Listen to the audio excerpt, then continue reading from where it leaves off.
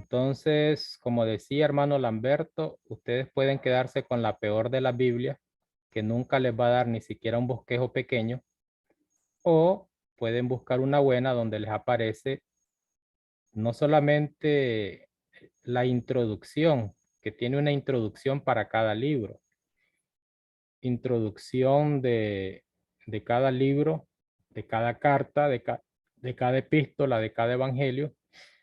Y aquí tenemos 4 secciones en Romanos. Ya con esto ustedes saben de qué habla Romanos. Y cualquier versículo que vayan a leer, ustedes lo relacionan dentro de la sección de cualquiera de estas 4 secciones para entender mejor lo que quiere decir. La salvación de modo general, de los capítulos 1 al 8, la salvación específicamente a Israel, capítulos 9 al 11, la respuesta de los creyentes, es decir, me viene la salvación, ahora ¿cómo correspondo? ¿Cómo respondo a eso que Dios nos ofrece gratuitamente? Y el epílogo, que ya es como un condensado de lo anterior, tratando de hacernos un resumen con una aplicación práctica del contenido de toda la carta. A eso se refiere el epílogo. Mientras ustedes están viendo este bosquejo, ustedes tienen que estarse preguntando, en vez de solo copiar, bien pueden copiar después para no dejar de entender la clase. Ustedes deberían preguntarse, ¿cómo es eso que va dirigida solo a gentiles? Si acaso no se lo preguntaron, yo se los pregunto. Si es solo para gentiles, ¿por qué solo se habla de Israel?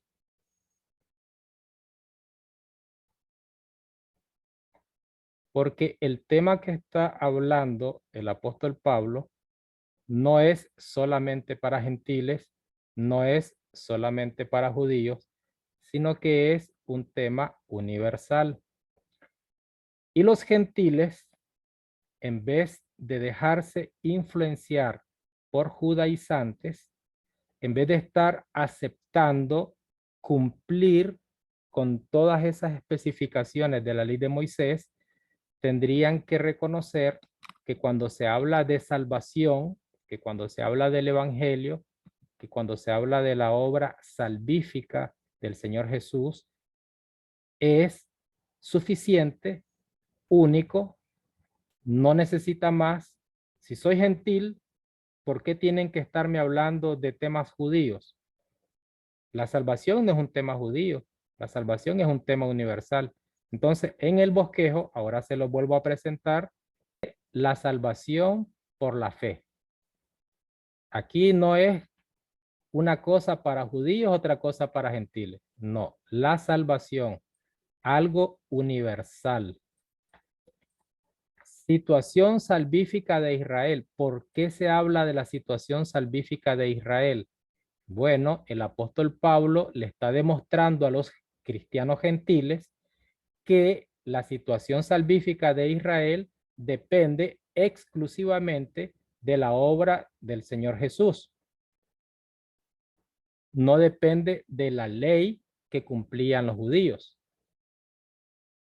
Esto le dice a los gentiles, a los cristianos gentiles, bueno, ustedes no necesitan estar guardando el sábado, ustedes no necesitan justificarse por medio de la ley de Moisés, solamente les está diciendo que también el pueblo de Israel tendría que hacer exactamente lo mismo que el pueblo gentil para acercarse al Señor Jesús para obedecer el evangelio.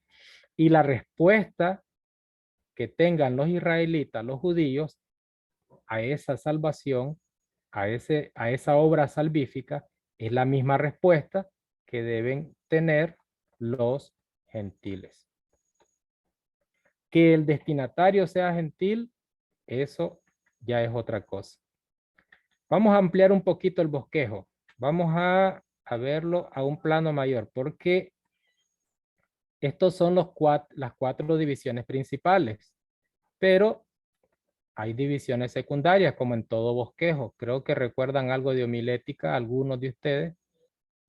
lo que está en letras minúsculas son los puntos principales. En los bosquejos que ustedes aprendieron a hacer, aquí se ponían puntos mayores, ¿lo recuerdan? Se decía, por ejemplo, número romano 1, primer punto mayor. Número romano 2, segundo punto mayor. ¿Lo recuerdan o no lo han visto? Número romano 3, tercer punto mayor. Ese es un estilo para hacer un bosquejo. Este es otro estilo, que en vez de numerarlos con números romanos, en vez de diferenciarlos con números romanos, se pone sencillamente la letra minúscula. Una vez más, el capítulo donde inicia y el versículo donde termina, pues es un trabajo que yo tuve que hacer. Esto no lo incluye la Biblia de Jerusalén, pero sí todo lo demás. Entonces, cuando se habla de la salvación por la fe en los primeros 8 capítulos, se divide en justificación. Y de los capítulos 5 al 8 pasa de la justificación a la salvación, como si fuera algo gradual, progresivo. De la situación salvífica de Israel, dice Pablo, la palabra de Dios no se ha frustrado. No es que cambió, no es que Dios corrigió algo. Eso lo explica en el capítulo 9. Las razones de la situación de Israel, Pablo trata de explicarlo en la última parte del 9 y en el capítulo 10. Y Dios no ha rechazado a su pueblo que será salvado, aunque algunos lo estuvieran interpretando así. Entonces, el punto número 1 de la salvación por la fe lo divide Pablo en 2 secciones. El punto de la obra salvífica de Israel la divide en 3 secciones. Y la respuesta de los creyentes pues queda así nomás. Ahora, ¿quieren un bosquejo más detallado? Hay un bosquejo número 3, que es el que les voy a presentar ahora. Aquí tienen los puntos mayores que no llevan número romano por el estilo de este trabajo. La justificación, que es una de las secciones del punto principal, se divide en 3. ¿Justificación a quién? A todos los hombres, sin excepción, bajo la ira de Dios. La justicia de Dios por la fe, aquí ya entró la fe, y el argumento bíblico, el apóstol Pablo usando pasajes del Antiguo Testamento. El otro punto que corresponde al primero de la salvación por la fe es el que va de la justificación a la salvación y lo divide él en la vida en Cristo, el hombre pecador fuera de Cristo, la condición en la que se encuentra, y termina con un tercer punto que es la vida del creyente en el Espíritu. Y aquí quedan los otros puntos que estaban. ¿Lo quieren más específico este bosquejo? Aquí hay un bosquejo número 4. Ya aquí incluye los detalles dentro de cada sección. En la primera parte, que va el saludo, acción de gracias y súplicas, hasta del saludo hay cosas que comentar, pero bueno, ya son cositas más sencillas acerca del apostolado de Pablo, porque no cualquiera va a recibir un mensaje, al menos no cualquiera del pueblo gentil va a recibir un mensaje de cualquier persona que llegue, y más si este no es un gentil. Acción de gracias y súplica, etc. Entonces aquí ya va más detallado el tema de la justificación. Miren, los primeros versículos se describe la tesis de la carta, todo lo que va a incluir la carta a los romanos, aquí en 2 versículos. Todos los hombres sin excepción, bueno, la ira de Dios en el pasado, lo que está narrando Pablo, ¿verdad? La ira de Dios sobre todos, no solamente sobre judíos. El judío inobservante, o sea, aquel que no cumple, que como ahora se dice, ¿verdad? Es católico por ser católico, pero nunca va a misa, solo en los días de Semana Santa. Dice. Entonces, el judío inobservante. Dice. Dios siempre es justo, todos pecadores. Entonces aquí, si ustedes ven este bosquejo ya más detallado y ustedes se concentran y lo leen una, otra y otra vez, cuando ustedes lleguen a leer toda la carta, lo van a hacer de una manera diferente. Van a aprovechar la lectura. Y lo digo en cada clase de una epístola que me toca darles a ustedes. Y lo seguiré diciendo aunque se les olvide al día siguiente, porque a alguien le es útil cuando ve estos videos en YouTube o en la página web. No se puede entender bien un libro, una carta, un tema, si no hay un bosquejo.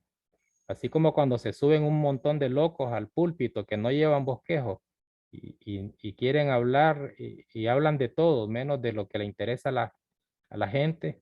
Así mismito es cuando usted quiere entender un libro y no se mete de lleno al bosquejo. Y tan importante es y tanto me interesa que aprendan que este bosquejo en el nivel 1 y el nivel 2 lo van a memorizar como tarea. ¿Oyeron? Van a memorizar. El bosquejo 1 es chiquito, ya lo vieron. Solamente son 4 secciones. El segundo bosquejo un poquito más amplio, pero apenas son como 8 líneas. Léanlas más de una vez. Si quieren disfrutar, si quieren beneficiarse con todo el contenido de la carta que Pablo le mandó a los romanos. Se puede ir buscando comentarios de cada versículo. ¿Qué dijo el pastor Rodrigo sobre el versículo 4 del capítulo 5? Imagínense que el pastor Rodrigo le dice a ustedes, esto y esto y esto quiere decir. Y usted se va al bosquejo y lo agarra fácil a ese mentiroso y dice, no, señor. Usted lo sacó quién sabe de qué otro cuento, pero no es, no tiene hilación con el contenido de la carta. Está fuera de contexto. Y usted no necesita ser un erudito como el pastor Rodrigo. Usted necesita solamente ser un estudiante responsable, analista, analítico y dedicado a estos detalles que no parecieran importantes, pero son esenciales para comprender mejor. Ahora, tendríamos que saber que el bosquejo está bien hecho. Y para saber que el bosquejo está bien hecho, pues tiene que leer toda la carta. Es un trabajo de entrada, de menor a mayor, de mayor a menor y de comparación. Usted lee el bosquejo varias veces, pero mientras lo va leyendo, ahí va encontrando el versículo. Les pongo yo el versículo. Miren, el tema de la fe comienza en el capítulo 1, versículo 18, y termina en el... Entonces ustedes van comparando y dicen, no, aquí ni por cerca habla de eso. Por lo menos ustedes tienen una guía. Ya pasamos 28 minutos que tenían que haber sido omitidos porque esto del bosquejo ya lo habíamos mencionado antes. A ver si ahora lo recuerdan. En cuanto a ¿de qué habla Romanos? ¿De qué habla Romanos? Ahí está el bosquejo, ya dijimos el propósito, ya dijimos algunos otros datos interesantes, la fecha. ¿Qué más podemos decir? Vayámonos a algunos detalles así como repasando algunos puntos claves de la carta. Romanos 7:12.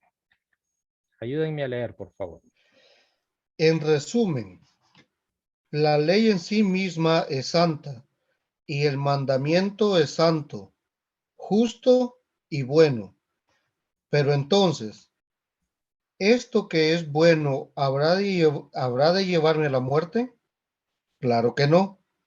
Lo que pasa es que el pecado, para demostrar que verdaderamente es pecado, me causó la muerte, valiéndose de lo bueno, y así, por medio del mandamiento, quedó demostrado lo terriblemente malo que es el pecado. Aquí estamos viendo un punto esencial en Romanos. La ley de Moisés, buena y santa, así lo dice el 12, la ley de Moisés, buena y santa, hizo que el ser humano conociera la voluntad de Dios, pero la ley buena y santa no tenía cómo comunicar la fuerza interior para cumplirla. Por lo mismo, no consiguió más que hacerlos conscientes de los pecados. Eso es lo que está diciendo el apóstol Pablo. Y los hizo conscientes a todos los judíos de la necesidad que tenían de la ayuda de Dios. Buena y santa, pero no para salvación. Buena y santa, pero no para justificación. Dentro del contenido de Pablo, tiene que especificar y tiene que explicar estos puntos porque imagínense ustedes le están diciendo a un gentil, tenés que cumplir la ley para alcanzar la salvación. No, dice Pablo, no tenés que cumplir la ley. Y entonces, ¿pero cómo hago para estar al nivel de los cristianos judíos? Sencillo, suficiente con la gracia que el Señor Jesucristo ofrece. Ay, entonces, ¿qué chiste tiene que ellos reciben? Bueno, todo eso es lo que el apóstol Pablo está enfrentando cuando lee la carta. Pero hay que irle diciendo, según la mentalidad de Pablo, poco a poco las cosas a los gentiles que no conocían nada de ley. Nunca vivieron bajo la ley. Hay que explicarles algo de la ley, pero en el contexto de que no era suficiente, en el contexto de que no era equivalente al sacrificio del Señor Jesús. ¿Se acuerdan? Mientras estoy diciendo esto, ¿se acuerdan del propósito? ¿Se acuerdan del bosquejo? Tienen que relacionar estos datos. Porque del espíritu griego, ¿qué es lo que provenía? Ellos eran orgullosos y estaban confiados en la razón. ¿Sí o no? ¿De dónde eran, hermano Dionisio, las mejores escuelas de filósofos, de estudiosos, de amantes de la literatura, amantes del arte? Entonces, los griegos o los no judíos se enorgullecían por el tema de la razón. Pero también el espíritu judío, su confianza, su orgullo estaba en la ley. A tal nivel que si un gentil quiere estar bien con Dios, está bien, acérquese al Señor Jesús, pero no se olvide de la ley. Dice Pablo, se equivocan. Se equivocan los que no comprenden bien el verdadero mensaje y la aplicación del evangelio. Por eso también decía en aquella primera clase que de esto, de los romanos, que esta carta es cómo entiende Pablo el evangelio. Desde el punto de vista como judío y desde el punto de vista como ministro de los gentiles, que la tenía muy complicada. Nosotros no, porque nunca estuvimos del lado de los judíos, nunca estuvimos en contra de los judíos, son cosas ya pasadas, pero en esa época era la tarea dificilísima del apóstol.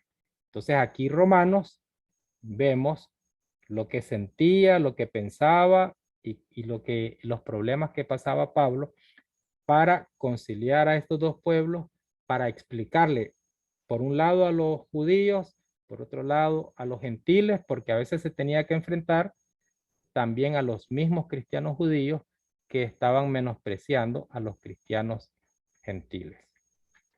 Ahora nosotros lo usamos para los adventistas, ¿verdad? Ya no es para los cristianos, no es para los judaizantes. Ahora ahí Carlos Batz saca los versículos porque le dice a un sabatista que tiene que guardar el sábado, que tiene que... Y ya le damos otro uso. En los días de Pablo era un problema un poquito diferente al que enfrentamos hoy. Tenemos ahí en el capítulo 4, no lo vamos a leer todo el capítulo, pero ¿de qué nos habla el capítulo 4? Dice que es ayuda de pura gracia porque estábamos hablando en el capítulo 7 que leímos, en los versículos 12 y 13, que la ley lo que hizo fue hacer que el judío tomara conciencia de lo mucho que necesita de Dios, de lo mucho que necesitaba de Dios. Y esa ayuda de Dios fue la que en otro tiempo había sido prometida a Abraham y que acaba de ser concedida en el Señor Jesús. Es decir, se le promete allá en los días de Abraham al pueblo, no solamente a la persona de Abraham, porque Abraham es padre de un gran pueblo, y se cumple o se concede a ese mismo pueblo en el Señor Jesús. Su muerte, su resurrección. Vean Romanos 5, tal vez la lectura es desde el 12 hasta el 21. Romanos 5, 12 al 21. Así como el pecado entró al mundo por medio de un solo hombre y la muerte por medio del pecado, así también la muerte pasó a todos los hombres, por cuanto todos pecaron. Antes de la ley, el pecado estaba en el mundo, pero como no había ley, el pecador no era tenido en cuenta. No obstante, la muerte reinó desde Adán hasta Moisés, aún sobre los que no pecaron con una ofensa semejante a la de Adán, quien es figura del que había de venir. Pero el don no es como la ofensa, porque si por la ofensa de aquel uno murieron muchos, cuánto más abundaron para muchos la gracia de Dios y la dádiva por la gracia de un solo hombre, Jesucristo. Ni tampoco es la dádiva como el pecado de aquel uno, porque el juicio a la verdad surgió de una sola ofensa para condenación, pero la gracia surgió de muchas ofensas para justificación. Porque si por la ofensa de uno reinó la muerte por aquel uno, ¿cuánto más reinará en vida los que reciben la abundancia de su gracia y la dádiva de la justicia mediante aquel uno, Jesucristo? ¿Quién es el prototipo de la nueva humanidad? Es el Señor Jesús. Es la creación de una nueva humanidad. Es lo que está tratando de decirles Pablo. Aquella vieja humanidad viciada por el pecado de Adán y la creación de una nueva humanidad. Allá en el capítulo 8, más adelante se verá que hay una creación gimiendo desesperadamente, deseando ser revestida. Esas aplicaciones que está haciendo Pablo, esas aclaraciones que hace, miren, está recordando una vez más la función del evangelio en este mundo, que la superioridad de la obra del Señor Jesús es contundente por encima de la ley. El Romanos 8, no hemos llegado hasta el que les estaba citando, pero veamos los primeros 4 versículos. Por lo tanto, ya no hay ninguna condenación para los que están unidos a Cristo Jesús, pues por medio de él, la ley del Espíritu de vida me ha librado de la ley del pecado y de la muerte. En efecto, la ley no pudo liberarnos porque la naturaleza pecaminosa anuló su poder. Por eso Dios envió a su propio Hijo en condición semejante a la nuestra, de pecadores, para que se ofreciera en sacrificio por el pecado. Así condenó Dios al pecado en la naturaleza humana, a fin de que las justas demandas de la ley se cumplieran en nosotros, que no vivimos según la naturaleza pecaminosa, sino según el Espíritu. Gracias. El ser humano, unido al Señor Jesús por la fe, dice Pablo, y animado por el Espíritu Santo, recibe ya gratuitamente verdadera justicia y puede vivir según la voluntad divina. Eso es lo que está diciendo. Se discute todavía. Casualmente hoy miré un mensaje ahí que decía una hermana que es música. Ay, dice, yo quisiera sentir la confianza de que voy para el cielo, pone. Esas son las cosas que se publican en Facebook, ¿verdad? Quisiera tener la seguridad de que voy para el cielo. Y le pone ahí una muchacha, le pone, Dios toma en cuenta Dios toma en cuenta nuestras obras, hermanas, no se preocupen. Dios toma en cuenta nuestras obras. Y Pablo le diría, ay, pobrecita judaizante, no es por las obras. Según lo que estamos leyendo, ¿no? Romanos 8, 1 al 4 dice, recibe gratuitamente la verdadera justicia y puede vivir según y puede vivir según la voluntad divina. Esa es una confusión que nos tenemos.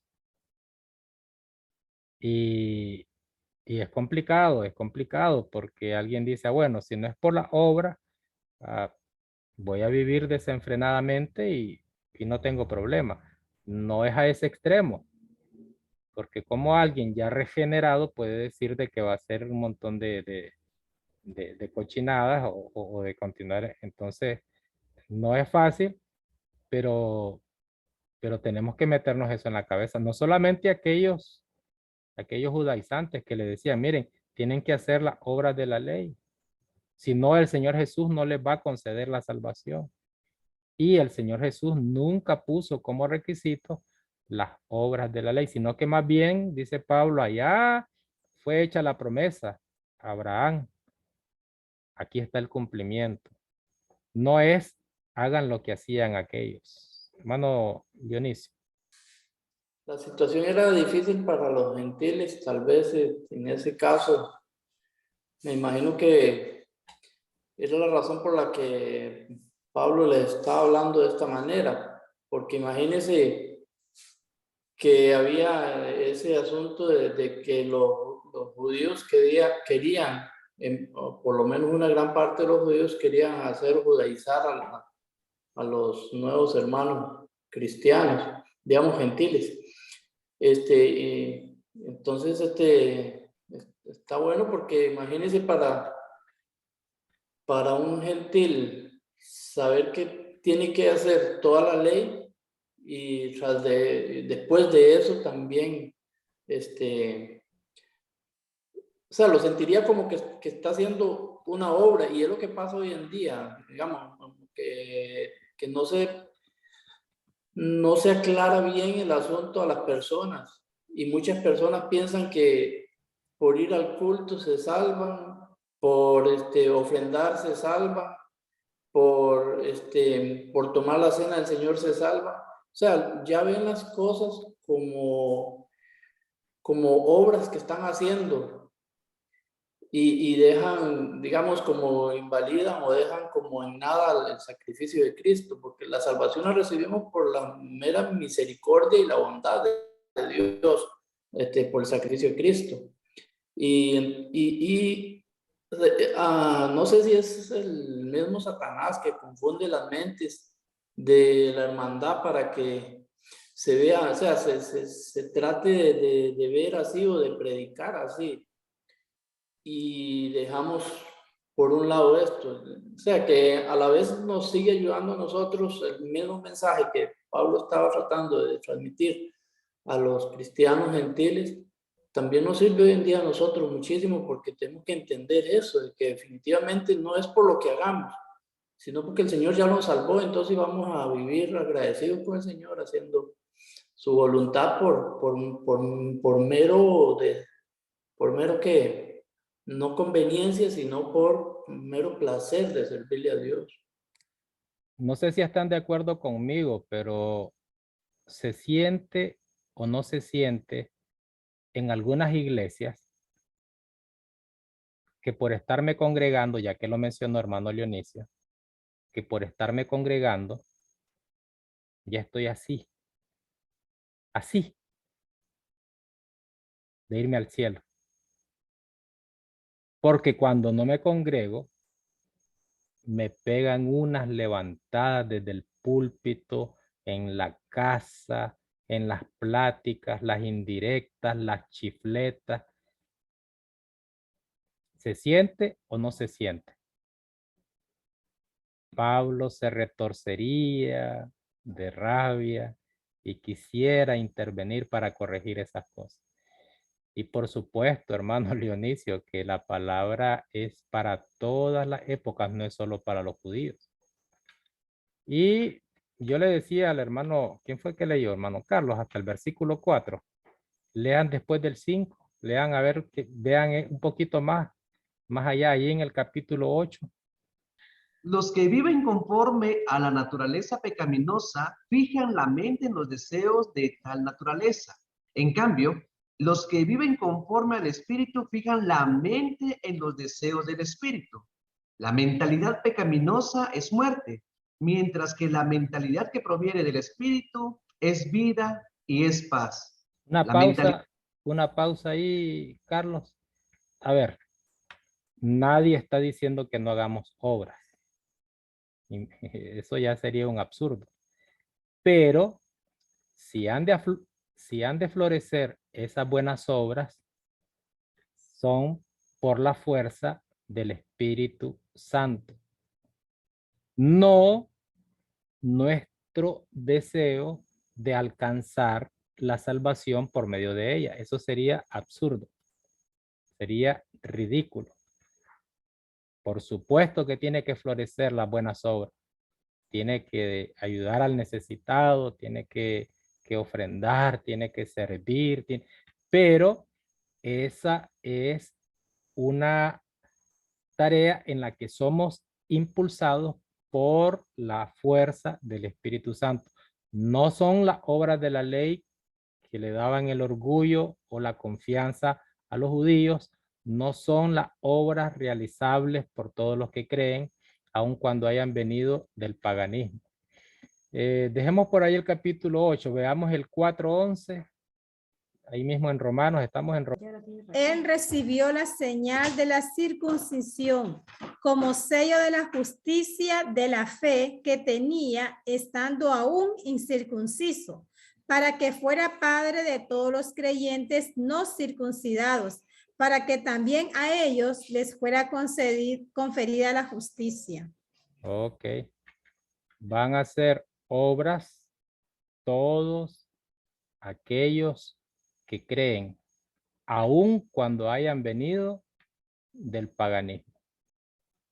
La ley de Moisés, que tuvo su valor como una etapa preparatoria, ha caducado, dice Pablo. Habla mucho de la ley, habla mucho de Abraham, habla mucho de la justificación, pero también dice que ya caducó. Los judíos que pretenden mantenerse en ella se colocan fuera de la verdadera salvación. Y los que andan diciéndole que porque solamente por el hecho de congregarse ya consigue la salvación, es como aquellos judíos que insistían en guardar la ley para también conseguir la salvación. Así que sí, el comentario del hermano Dionisio, ¿verdad? Y es difícil, alguno dirá, hermano, pero ¿cómo? Es que usted está tratando de decir que no necesito congregarme. ¿Verdad que nada de eso he dicho, hermana María Sandino? Creo que se los mencioné cuando estábamos viendo evangelización. A ver, bueno, y a lo mejor alguno de ustedes no me escuchó este ejemplo. Porque no es una contradicción. Si el Espíritu me lleva es porque el Espíritu me hace sentir la necesidad que tengo de una edificación, de alabar a Dios, etcétera. Estábamos evangelizando a un muchacho y bueno, logró ser bautizado y la idea es que aunque haya sido bautizado hay que seguirlo visitando para que no se nos escape, ¿verdad? Tanto trabajo y que se vaya al día siguiente, Lamberto. Y llego yo de buena gente, ¿verdad? A explicarle lo que significa la cena del Señor, que es una comunión con Dios, que es un privilegio, que el Señor Jesús se sienta en la misma mesa con nosotros, el Espíritu Santo también, el Padre también. Y leyendo ahí 1 Corintios 10, 15 al 16, que el pan es la comunión con el cuerpo de Cristo, que el vino es la comunión con la sangre de Cristo, y que el privilegio tan hermoso, y les pongo los ejemplos, 2 horas un día, la otra semana 1 hora y media, el privilegio. Y él dice, hermano, pero fíjese que está bonito todo lo que dice, pero no me nace tomar la cena del Señor. Y pasa la bandeja frente a él con el pan sin levadura y pasa la bandeja del vino.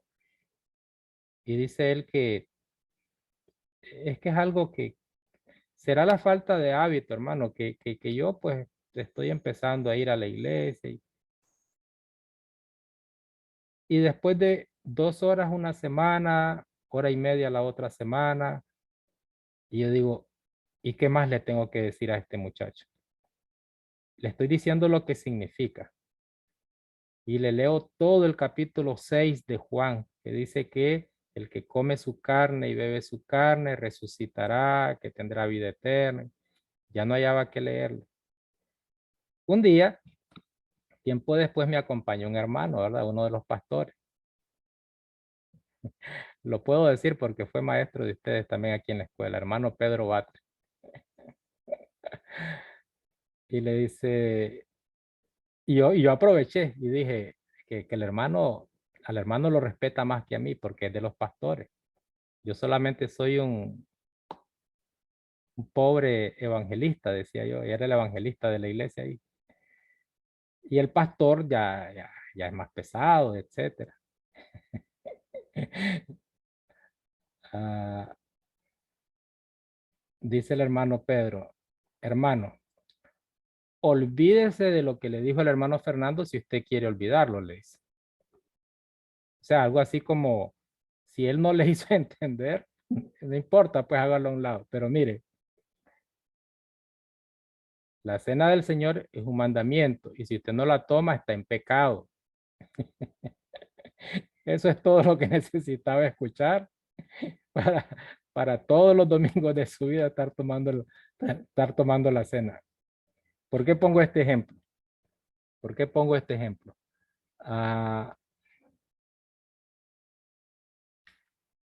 Si el apóstol Pablo está tratando de convencer a la gente que las obras no son para alcanzar la salvación, y muchos la vemos como para poder hacerlo, como una obligación, como una condición para poder alcanzar las mansiones celestes, creo que es una situación similar a la que les acabo de contar.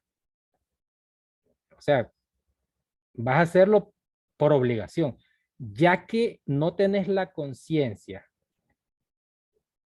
y no puedes ver la importancia de ese acto, pues hacerlo porque si no te vas al infierno. Ah, sí, gracias, hermano, es todo lo que necesitaba escuchar. Es casi lo mismo lo que está pasando aquí. Son obras del Espíritu Santo. El Espíritu Santo es el que debe motivar para realizar esas actividades. Porque si no es el Espíritu Santo, entonces vamos a llegar ya casi al final, si es meramente por cumplir, como todos los que usted conoce que llegan tarde, ¿verdad? Y nunca pueden llegar temprano. Y ponen de excusa cualquier otro motivo. Entonces, no es el Espíritu Santo el que le está impulsando. Ahí hay una alerta. Ahí hay un punto a considerar. Cuidado es que entonces usted cree que lo hace porque es obligación, no porque lo necesita. Y es lo que Pablo quería eliminar de la mente de los cristianos gentiles en Roma. Y sigo diciendo gentiles, aunque para Pablo ya no eran gentiles aquellos. Creo que estamos llegando a la hora. Comentarios, preguntas. Es un tema muy, muy sencillo. de Romanos. Vamos a seguir viendo así generalidades en la carta. Y si usted tiene alguna pregunta de algún texto de Romanos, pues también lo podemos ver aquí en la clase. Lamberto. O sea, hermano, que aunque así sería de gentiles, igual Pablo habla completamente de lo que es la salvación y todos esos asuntos. Es para toda persona que está, no importa judío, gentil, griego, albano, ¿verdad? Lo digo porque la verdad que cuando a nosotros se nos dice que la carta es para los gentiles, nos centramos en una sola raza, ¿verdad? Y yo he tenido esa parte de confusión, pues, o sea, es como los evangelios. Bueno, hablamos un poquito de los evangelios, los 4 evangelios.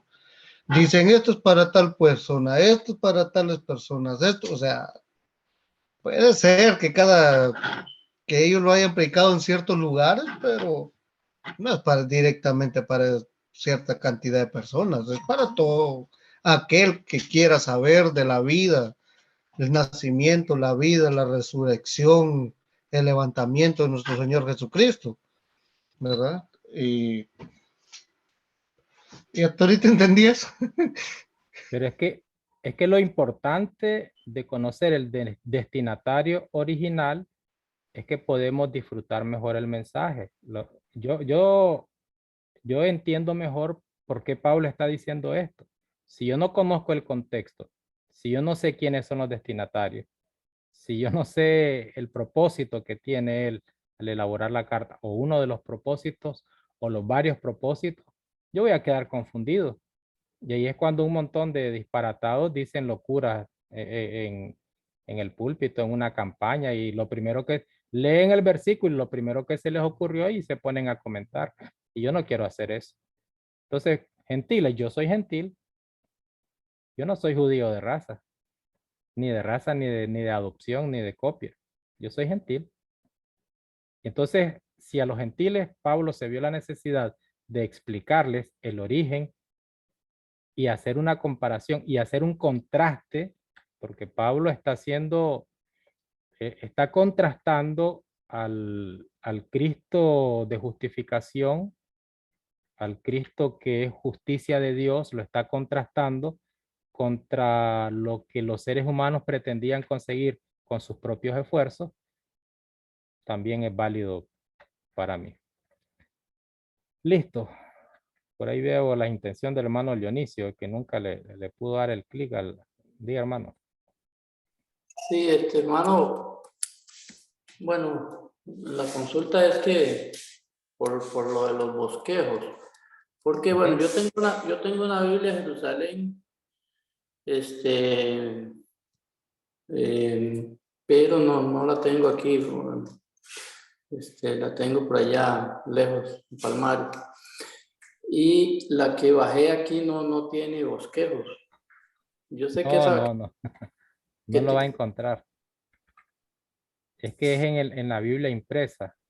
la empresa, sí, yo tengo una empresa, pero voy a tener No, que no, ver. no. Claro, yo no les voy a pedir que lo memoricen sin ponérselos a ustedes. Ahorita lo estoy pegando en el canal antes que se me olvide. Y qué bueno que me lo recordó, porque ahí está, ya lo tienen en el canal de Telegram. Ahí está el bosquejo 1 y el bosquejo 2. Para Ok. que los memoricen los dos. Discúlpenme que les haga memorizar, nunca lo había hecho, pero quiero que entiendan la importancia, quiero que sientan que es un poquito diferente cuando tenemos las ideas generales.